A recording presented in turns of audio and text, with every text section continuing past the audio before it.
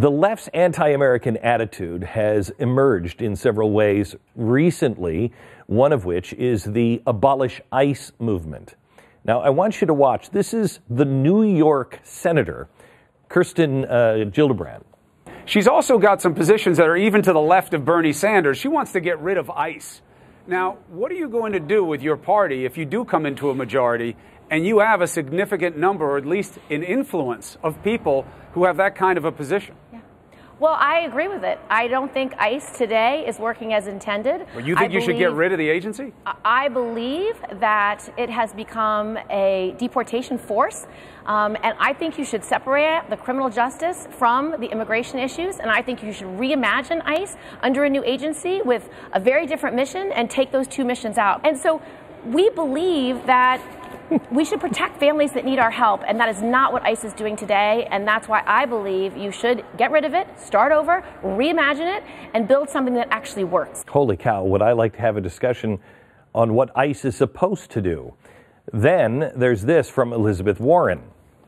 The president's deeply immoral actions have made it obvious we need to rebuild our immigration system from top to bottom, starting by replacing ICE with something that reflects our morality and that works. You know what's really remarkable is none of the people in the press wanted to talk to me when I had members of ICE come to me and beg for some help. Please get somebody to find out what they're having us do here.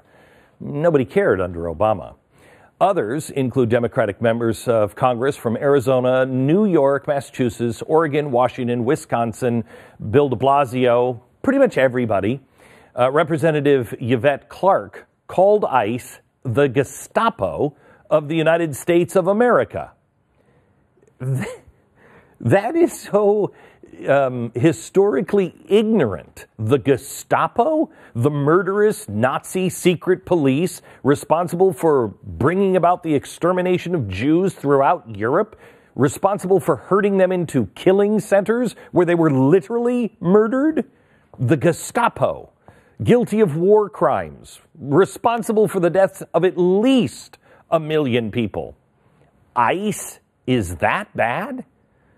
I think these whimsical politicians are confusing ICE perhaps with ISIS, although not even ISIS is as prolific as the Gestapo was.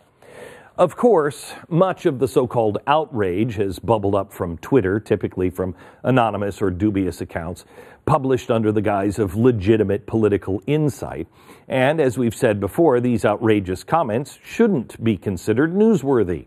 What one disgruntled person says on Twitter shouldn't affect the entire news cycle.